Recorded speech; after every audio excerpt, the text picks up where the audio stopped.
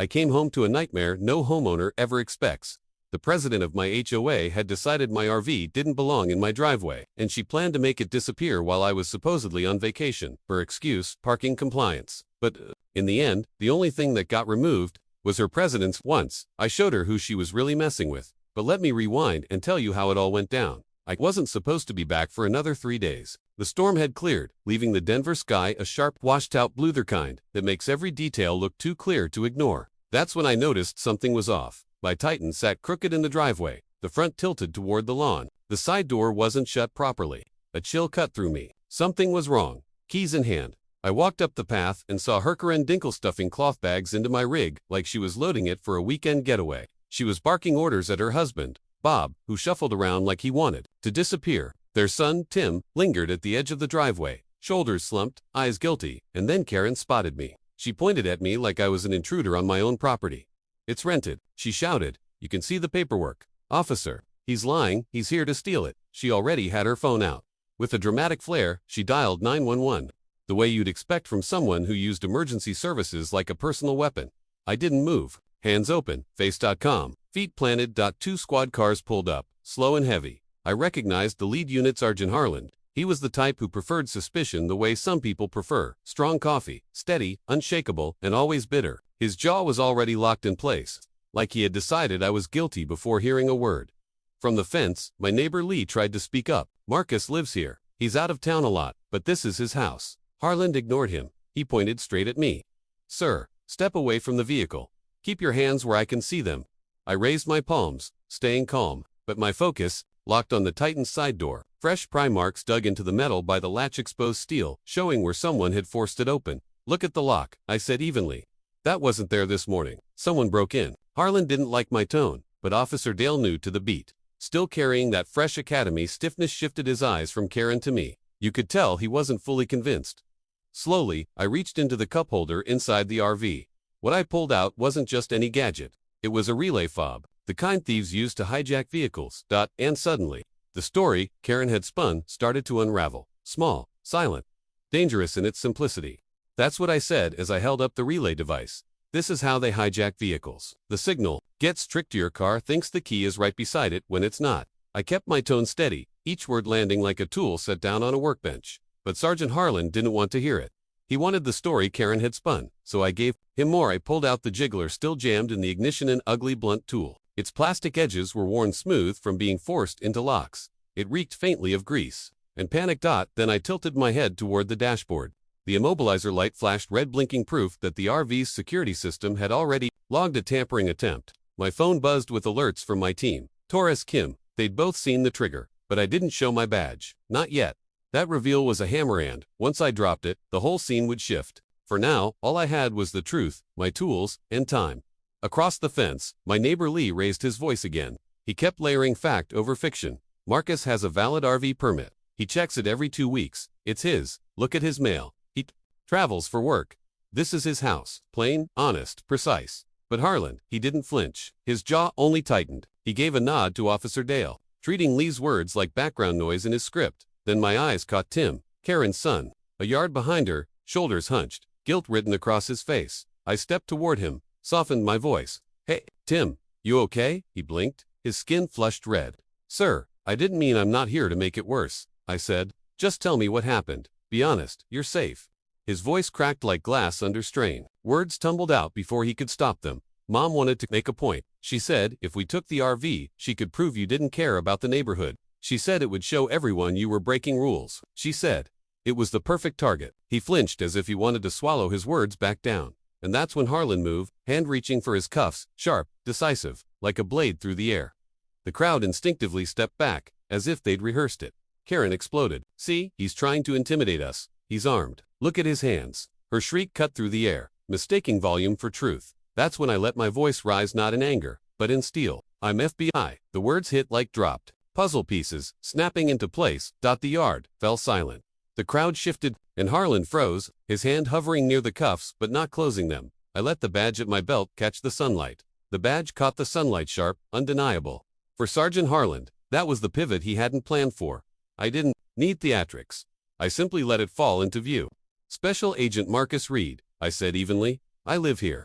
That's my RV. Those marks. Fresh pry attempts. That device. A relay. And that piece jammed in the ignition. A jiggler. The truth sat heavy in the air. Facts don't need volume, they just need weight.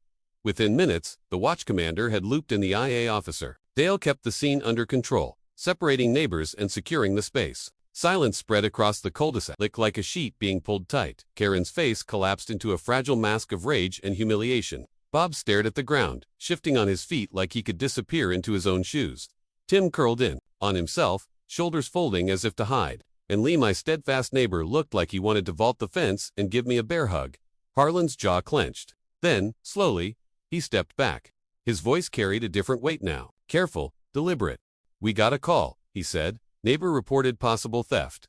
We have to respond when 911 is dialed." "Of course," I replied, calm but firm. "But 911 is for emergencies.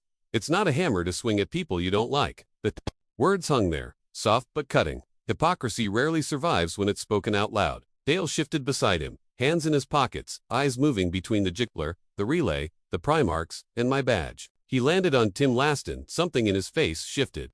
It was a quiet admission. The pieces fit. And Karen's story didn't. Harlan's phone buzzed.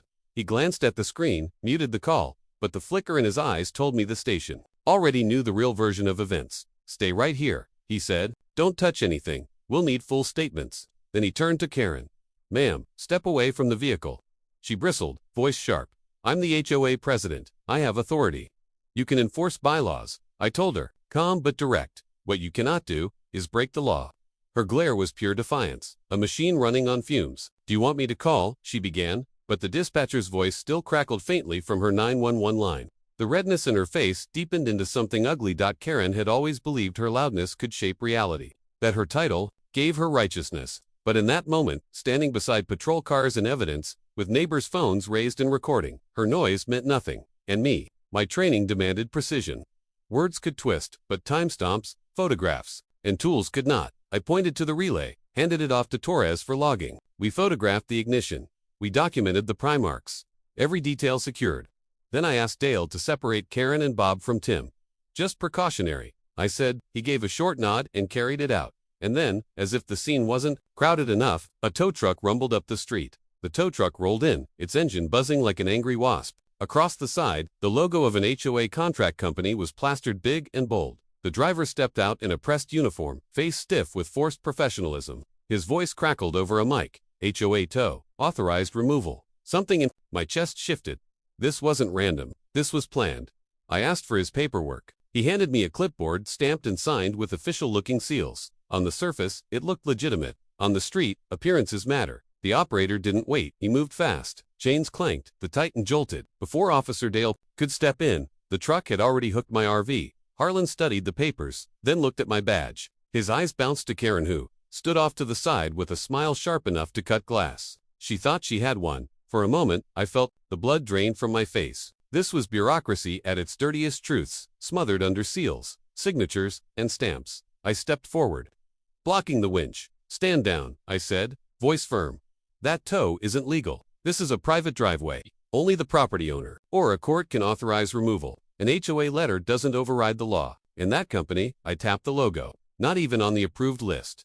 The operator hesitated, shifting in his boots. Engines idled, phones were up.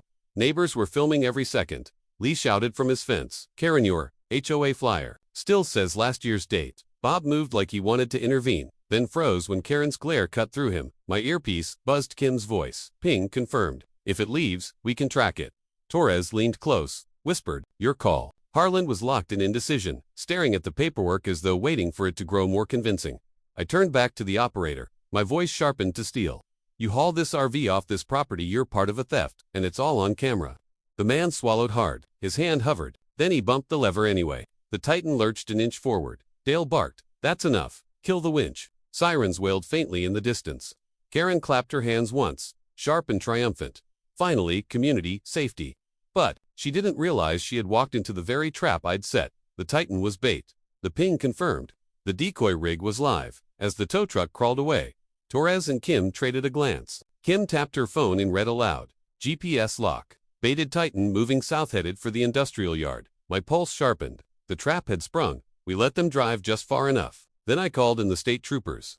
Two unmarked units slipped in behind the tow truck, their presence quiet but undeniable. The driver's confidence began to sag as the road narrowed into the city's forgotten edges-back alleys of rust, weeds, and decay.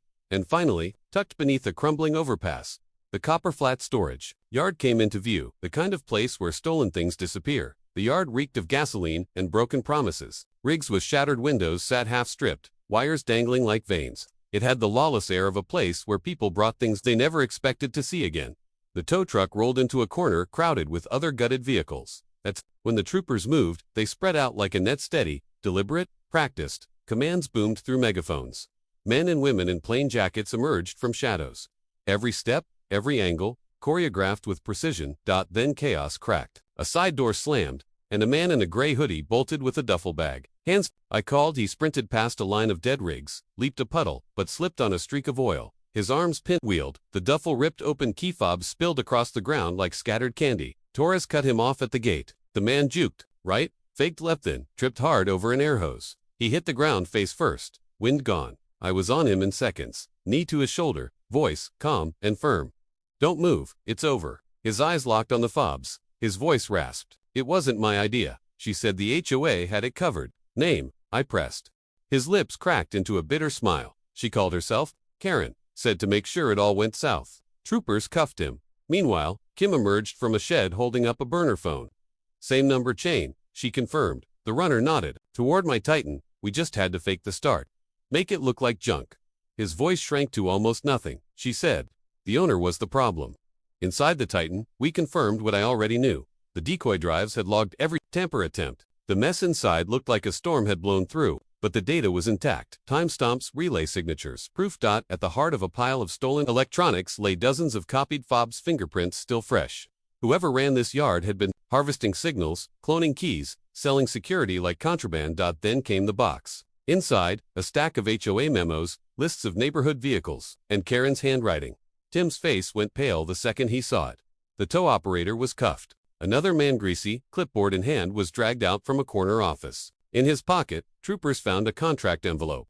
On his phone, an email chain. With the judge's telephonic warrant. We scrolled through it on body cam. The language was blunt, coded like contractors, drop points, pickup times, payment notes, and there it was. Her name. Karen. The phone didn't just hold texts. It held a voicemail.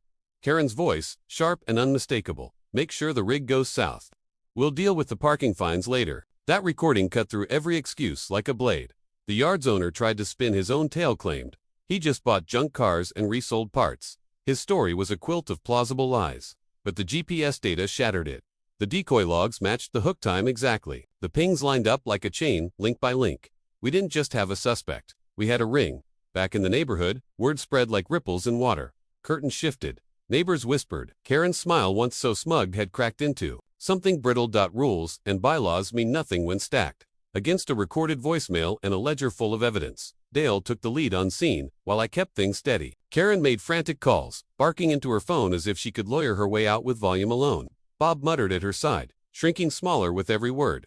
Tim drifted away for a moment, then came back with a look that said he understood. His honesty had weight, and it had consequences. By evening, the arrests were made. Karen was booked on conspiracy, misuse of 911, and vehicle theft-related charges. She posted bond before sunset, but the damage was already done. Bob was interviewed as a witness. Tim was treated with care, like a kid who'd been caught in a storm not of his making. The following week, the HOA held an emergency meeting. The air inside buzzed with nervous theater. Karen sat at the head of the table, gavel in hand, pretending the crown still fit, but her hands shook when the projector flicked on. The interior cam clip played Karen at my Titan, barking orders, calling 911, pointing like a judge and executioner. The room murmured. Then came the gate logs, then her voicemail. "Make sure the rig goes south. We'll handle the fines later." The room went silent. Karen slammed the gavel, coward of order. But the tide had already turned. Bob stood, voice trembling. "I signed the tow paper. She told me it was routine. It wasn't." His eyes moved to Tim. "I'm sorry, son." Tim's voice cracked, but his words were steady. "I helped. I was wrong. But he lives here." She lied. The silence was heavy until Marjorie from the back row raised a tin. "I brought cookies." For the lost nervous laughter broke like a wave. Then the treasurer stood, clearing his throat. His voice was calm, deliberate, final. But 7.3. Misuse of emergency services is grounds for removal and referral to law enforcement. All eyes turned to Karen. For once, she had no words. Karen's face hardened. This is a smear. I lifted the gate log printout. Timestamp 42 seconds to the tow route. The room shifted. A hand shot up, motioned to remove the president. The gavel hovered in the air, heavy with silence. Then hands rose like a tide. The vote was quick, decisive. Karen was out. There was no cheering, no grand finale. Just paperwork signed, emotions noted, minutes recorded. But it was a public unseating, and in our town. That meant everything. Karen stepped down from the podium, back rigid, face straining to appear larger than it was. She had gambled on noise overpowering fact. And lost. Sergeant Harlan didn't escape untouched. He was suspended, pending IIA investigation. For years, instinct and a badge had been enough for him. But instinct doesn't hold up against evidence. Truth cuts through old patterns, and now he would have to explain why he chose loudness over proof. The block slowly cooled after that. Titan sat steady behind a new lock. Within weeks, the Dinklage family quietly packed up and moved out. That night, coffee cooling on the porch. Two feelings pressed against me at once: relief that we cracked the ring, and a quiet ache at how close noise had come to burying the truth. Without logs and recordings, the loudest voice might have won. Torres and Kim stopped by. We sat in silence until Kim struck a match, lit a cigarette, and then put it out just as quickly, like she'd crushed the thought itself. You handled yourself, Torres said finally, a folded smirk tugging at his mouth. You played the long chess. I only shrugged, world-weary, sharp, tired. It's not over lawsuits, HOA revisions. Karen still has supporters. Kim leaned forward. That's a start. We sat there, letting the street breathe, the night pressing quiet around us. My life isn't a TV script. It's a ledger, small truths, careful moves. This time, the balance landed on the side of justice. Harlan's suspension opened space for reflection. Maybe he'd finally learn that truth doesn't belong to the loudest voice on the block but to the slow, patient camera, the timestamp, the paper trail. Weeks later, the HOA posted new rules. Tow approvals now required 2 signatures, and at the bottom of the notice, in bold letters, rules enforced with respect. Months later, Tim sent me a short message. He said he'd picked up a part-time job at a mechanic's shop trying to learn honest work. He was still young, still rough around the edges, but his voice carried the possibility of repair. I wrote him back just one line. You did right when it mattered. It was a small thing. But in the end, we are all held together by small things. Some nights, I think about that thin line between truth and noise. Loudness isn't law. A phone call isn't a verdict. Evidence is what endures. Noise can sway a room for a moment, but paper and circuits don't bend to bluster. They are patient, stubborn, unshakable. You cannot outshout a timestamp. The neighborhood, finally, relaxed. Titan stayed where it belonged. I slept better, but even then, sleep felt like a soft victory. I kept my badge by the bed. Not as a trophy, but as a reminder. Power is not the same as being right. The badge is just a tool, one for the quiet work, the paperwork, the patience that guards our rights from being stolen by louder mouths. Weeks later, I stood at an HOA meeting when the board finally voted to overhaul the towing system. Cameras and gate logs were linked into a public file. From that point forward, no single voice could declare a private verdict that led to someone else's punishment. The board sent a memo to the community. Simple words, but heavy with meaning. We will not weaponize emergency services. I thought of Leith, a neighbor who vouched for me when it mattered. One afternoon, he left a pie on my gate. I ate it in 2 weary slices, like a man catching a quiet moment after a storm. Not long after it, my team and I visited the tow yard. The rigs had been stripped, the yard fined, and shuttered. Its owner was serving time for theft. Karen was scheduled for arraignment. Bob and Tim weren't charged as principal actors, but their names would live forever in the paperwork. Bad choices leave trails. Consequences always follow. Even Harlan found me again. He came by, thinner, carrying a folded letter from II Highs. Suspension. In black and white, he handed it to me and said quietly, Agent Reed. I wanted to apologize. You changed how I see things. It wasn't dramatic. It was a plain, heavy truth. I nodded. I hope you do better, I said. He left with his head lowered, but his stride less sure, like a man who'd finally seen the weight of his own noise. I wanted the lesson to stay with him. Months later, I turned the key in the Titan. The engine fired clean, like a thing that had been wrongly accused and finally cleared. The immobilizer light blinked once, and went dark. I took it down the road, feeling a small thrill. It was mine again. Tested, scarred, but intact. The world is messy. Claims are made. Proof must follow. And I keep circling back to the same quiet question. Do facts matter when lies are louder? In every town, noise can bend the truth. Sometimes it even wins. But in the end, only evidence holds. But evidence has weight. It doesn't sway with moods or opinions. It lives quietly on servers, in logs, in signatures and timestamps. That's why I keep my hands clean, my tone steady, and my paperwork tighter than my words. The Titan rests in its storage spot, always ready. I go out on cases, come home, close the gate, and breathe in the thin Colorado air. Each time, the world feels like it tilts back toward balance just a little. If you're watching this not literally, but as a lesson, remember this. When someone tries to seize power by being loud, ask the small questions. Where's the log? Who signed the paper? What's the timestamp? Facts are quiet. They won't shout, but they will outlast the noise. That was the lesson in the crooked driveway. In the pride ignition, in the boy who cracked under pressure and told the truth. It was the lesson when a raised voice almost put a man in cuffs. Over and over, the same truth held. Evidence beats noise. Always. Later, when Titan rolled back into the driveway, the crunch of gravel faded into a hush of evening. I stayed with my hands on the wheel longer than I needed to, watching the last streak of sunlight slide off the ridge. The neighborhood exhaled. Children's bikes leaned on porches. A sprinkler ticked in someone's yard. A dog barked twice, then gave up. That quiet, he needed it. The work sticks to you. The reports, the statements. The image of a kid flinching under the weight of a lie. Cases end with arrests and paperwork, but they leave threads dangling, stitches, still loose, and I've always had the habit of tugging at them. Inside the house. The kettle hissed like it had all the time in the world. Susan had left a post-it on the coffee maker. 3 simple words. You did good. That note was my anchor. It steadied me when the world tilted toward petty noise. She came home later with soup and a soft smile, the kind that made it easy to talk in real tones. We sat at the table in low light, trading small stories, work gripes, Bella's parent-teacher conference, the neighbor who had installed a ridiculously Victorian mailbox. I still can't believe you stood there and let Harland blame you, Susan said, spoon-scraping ceramic. Like you were some prank caller. I let him talk, I said. Sometimes you need to let a man tear himself open before he realizes he's bleeding. Her head tilted, studying me. You were mad. Professional irritation, I corrected. Then I smiled, and, find a little personal satisfaction. Watching someone realize they were wrong is underrated. She laughed, soft but bright. Then her eyes turned thoughtful. What about Karen? What are you going to do? I leaned back. The memory of that HOA meeting hummed in the back of my mind like a restless bee. I'm not the judge of HOA elections, I said, but I will say this: HOA's only answer to one thing: paperwork, bylaws, and the voters. Noise isn't a vote. Susan reached across the table and wrapped her fingers around mine. Promise me you'll be gentle. There are kids in that family. I squeezed her hand. I promised the truth, I said.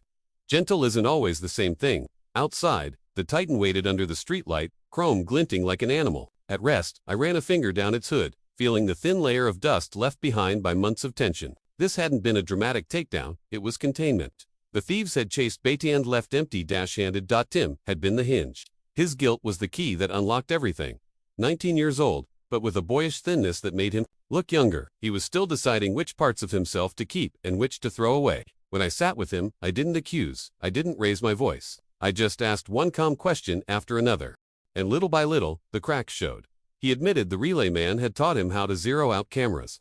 He stiffened when I mentioned logs and timestamps, as if some part of him respected an order more honest than the chaos Karen thrived on. Made me think quietly, suspiciously, about how power tempts people, about how Karen's voice had become her weapon. For her, shouting was easier than paying dues, easier than signing petitions. She could invoke 9/11s, scream, and watch the world bend. The thing about loud people is this: their noise leaves stains. Small, bright stains. You just have to know where to look.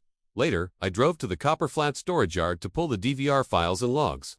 The chain link fence rattled in the wind. The sign half faded. Copper Flat Storage. The air smelled of oil and dust before I even reached the office. A radio hummed low country music. A man in a caperto leaned against the wall with a cigarette. Younger than the name suggested. He squinted, then gave a slow nod. You read, county, state, FBI. Follow-up. He let out a whistle. You got a warrant? No, we can do this to wise your consent, or I call a judge. Your choice. I didn't blink. The Titan was towed here under a shaky HOA claim.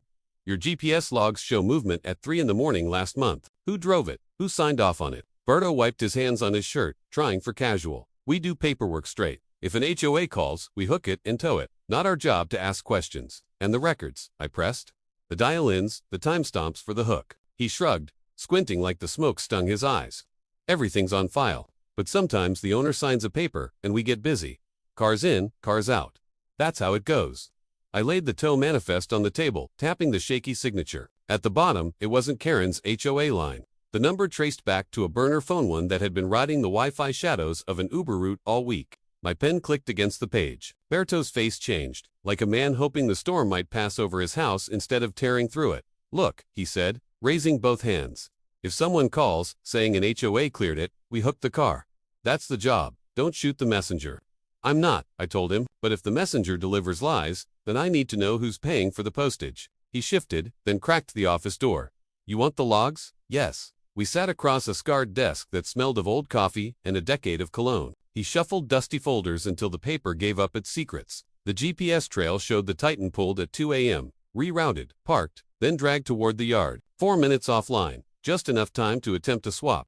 Not enough to win against the immobilizer. That told me everything. This wasn't theft. It was theater. "Any cameras?" I asked. "One inside, by the office. Cuts sometimes." "I'll pull it." Minutes later, a thumb drive blinked in my SUV. I played the feed. Grainy night footage, timestamp ticking. A hooded figure drifted past the Titan. The tow hook lowered. In the windshield's reflection, a flicker, the unmistakable twitch of a jiggler key, a soft scrape, and then, silence. 2 minutes missing from the file. "You see that?" I asked. Berto swallowed. "Glitches happen." "No," I said. "This isn't a glitch. The signature on the file, the fake HOA call, the manifest every piece has the same wound. Gaps." His eyes darted toward the window. He didn't say Karen's name. He didn't have to. I drove past her house on the way back. Roses lined the curb like pink quotation marks. Her husband's truck polished. Tim's sneakers waiting on the porch. I didn't stop. The engine's hum was enough. At the precinct, Kim's ponytail was crooked like logic had lost the fight. Torres smelled like a gym bag, and the table was a crime scene of photographs and notes. "How many marks does that jiggler leave?" Kim asked. "Small curved scrapes," I answered. "Invisible, if you're not looking, but under the right light, they're fingerprints." Torres smirked. "So they were sloppy." "Not sloppy," I said, "deliberate. They wanted someone to notice. They wanted the show." Torres leaned back. "You think Karen staged this?" I didn't reply. I let the silence answer for me, because sometimes noise is louder than evidence. And Karen knew exactly how to make noise echo. One of those burner numbers traced back to a man who kept to the edges of the map. Extra weekend shifts as a neighborhood security guard. No flash, no big paycheck, just steady, quiet work. And he knew electronics better than most. Kim leaned forward, rubbing her chin. "We could subpoena the patrol company, see who logged him in and out that night, and more importantly, who greenlit that tow as an HOA order. If we can prove that authorization was forged," I said, "then we don't just have sloppy paperwork. We've got motive." That was the steps, steady steps. Every GPS ping, every signature out of sync with the HOA roster. Another breadcrumb on the trail. Harlan's dismissal had contained the most obvious fallout, but the neighborhood's political chessboard stretched far beyond one scandal. Here, power wasn't loud. It was subtle, quiet, soft control disguised as civility. Gate codes, committee seats, the smug assurance of people convinced rules were written to serve them first. Then, one night, Tim called. His voice was thin, breaking like radio static. "Agent Reed." "Tim, you holding up?" "I'm sorry." His words were wet, brittle. "I pulled my dad into this. I didn't mean to." "You didn't have to," I said, "and you don't have to carry this by yourself." He gave a sharp, absurd laugh. "You don't know the half of it. Try me." A long silence. Then a breath. "My dad. He thinks dignity is the whole point of work. He told me that once, said he'd never teach me how to lie. Maybe that's the only good thing I held on to." "That's more than good," I said. Tim half laughed, half sobbed. Karen made it sound so simple, like it was all for the neighborhood, for the greater good. I thought if I helped her, maybe I'd matter. Maybe I wouldn't just be the mistake in the family. "People will say a lot of things to get you moving," I told him, "but their ethics, that's not your burden." "I know," he whispered, "but I still messed up. I want to fix it." "You already are. You told the truth." The line went quiet for a beat, fragile as glass. "You think they'll come after me, or my family?" "I don't know," I admitted, "but I do know this: the truth cuts through noise faster than silence ever can." There was a breath on the line. Then the call died, leaving only the flat hum of the dial tone and the ache of something small and breakable ending. The lawyers at my office like to say the law is linear. It never felt that way. To me, it was persistence. You don't shout the truth into existence, you carve it out, piece by piece. The next days blurred with interviews, neighbors' timelines, whispers over fences. One woman, Marjorie from next door, stood out. Her home smelled of lemon cleaner and dust warming. In sunlight, she spoke like someone who polished her words until they gleamed. Yes, she'd seen the tow truck, but more than that, she'd seen Karen the night before, pacing her porch, phone pressed tight to her ear, repeating that the neighborhood needed Action later. She placed the tow call herself. Marjorie's smile was polite but sharp. Karen's a pill, she said, but clever, always keeping receipts, always making lists. She once told me she liked the world best when everything had a checkbox, and you saw her make the call. I asked. I saw her make a call. Marjorie paused, then added, and I saw her hand Tim an envelope. Looked a lot like cash. The problem with truth is it doesn't always come gift-wrapped in proof. Marjorie, the neighbor, leaned back in her chair and said, I couldn't put my hand on a single piece of evidence. But I know what I saw. That mattered. Maybe not in court, but as a thread it was enough to pull. She gave me a knowing smile. Sometimes clutter tells you more than a spotless room ever could. Meanwhile, Harlan remained an unsolved piece of the puzzle. His suspension had stripped him of the uniform that once made him feel untouchable. When I'd last seen him at the station, he'd folded his hands neatly and whispered, Agent Reed, thank you. I hadn't given him sympathy. You have a duty. Follow it. He nodded, promising to do better. But promises are easy. Whether he meant it that would be another case file. As I kept digging, the fog began to clear. Karen's name surfaced again and again, mails with the private security company. Complaints about weak enforcement and invoices for extra patrol shifts. Those invoices matched nights when cameras conveniently went dark. Just long enough for someone with the right tools to slip by. So we subpoenaed the firm.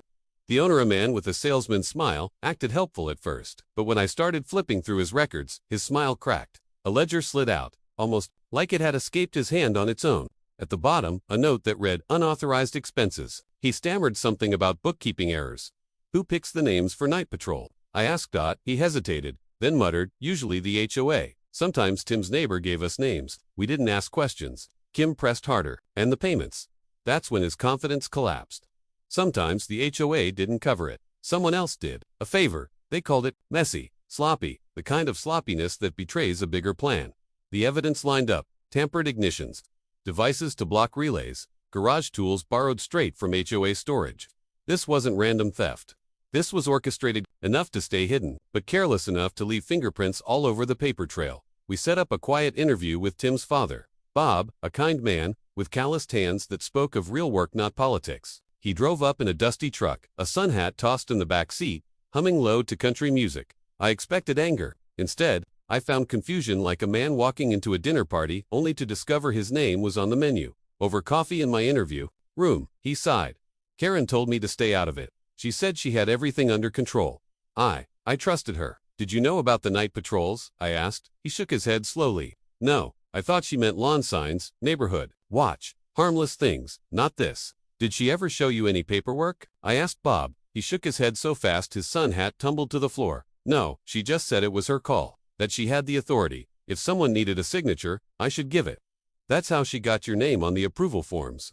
His shoulders sank, his voice breaking under the weight of shame. I signed because she told me it was an HOA request. I didn't look closely enough. You understand that's a problem.